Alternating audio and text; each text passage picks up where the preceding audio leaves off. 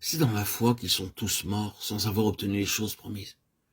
Mais ils les ont vus et salués de loin, reconnaissant qu'ils étaient étrangers et voyageurs sur la terre. Ceux qui parlent ainsi montrent qu'ils cherchent une patrie. S'ils avaient eu en vue celle d'où ils étaient sortis, ils auraient eu le temps d'y retourner. Maintenant, ils ont désiré une meilleure, c'est-à-dire une céleste.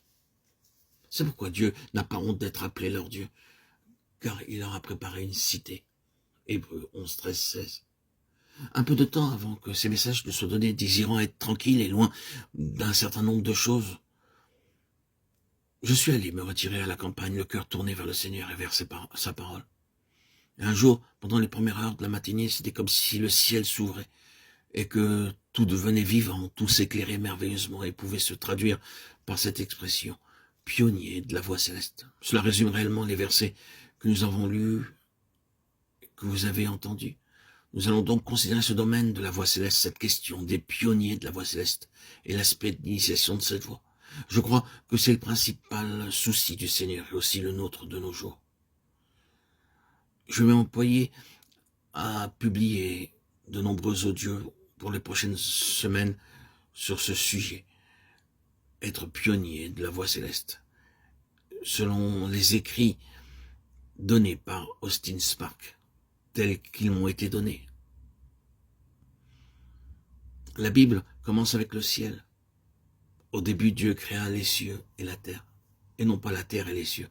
Les cieux viennent en premier. La Bible termine avec la ville sainte, la nouvelle Jérusalem, venant de Dieu et issue du ciel. Apocalypse 21, 2. Et de même que le ciel est au commencement et à la fin, ainsi tout dans la parole de Dieu, du début jusqu'à la fin, est du ciel et pour le ciel.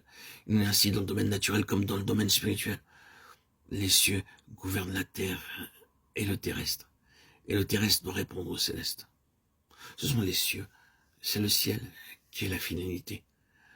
Tout doit être à la lumière du ciel, répondre au ciel et venir du ciel. C'est la somme des paroles divines, le contenu tout entier des Écritures. Ce monde, cette terre sont reliés à quelque chose de très grand. Quelle que soit l'importance de la création par rapport au plan divin, cette terre est l'objet d'un grand souci divin, car les plus grandes choses de tout l'univers ont eu lieu sur cette terre. Dieu est venu ici-bas en chair, il a vécu ici-bas, il s'est donné lui-même pour ce monde. Le grand dénouement des conseils éternels devra avoir lieu sur cette terre. Ce n'est donc pas un domaine à part, isolé mais relié au ciel, et toute sa destinée est en raison de cette relation.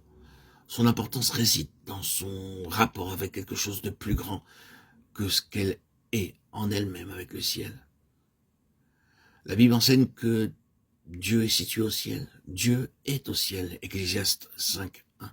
C'est une déclaration. Elle enseigne qu'il y a un système, un ordre dans le ciel qui est le véritable un et qui est l'ultime un.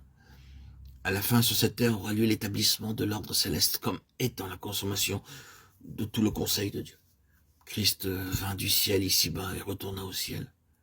Le chrétien en qualité d'enfant de Dieu est né du ciel et sa vie est centrée sur le ciel. Et la vie des enfants de Dieu sera consommée dans le ciel. L'Église, ce chef-d'œuvre de Dieu est d'origine céleste, a reçu un appel céleste et sa destinée est céleste. Dans toutes ces choses et bien d'autres encore, les cieux gouvernent. Daniel, chapitre 4, verset 26. Le grand facteur du céleste gouverne tout.